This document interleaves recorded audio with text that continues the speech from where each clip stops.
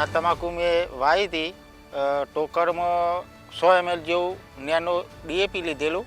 Nano DAP લઈ અને તેમાં ડબોળી અને આ મેં તમાકુ વાવેલી હતી. એ વાવ્યા પછી મેં અને 15-20 દિવસ પછી નેનો ડીએપી અને નેનો યુરિયાનો છંટકાવ કરેલો હતો. નેનો યુરિયાની એક બોટલ 1 બેગ જેટલી તાકાત ધરાવે.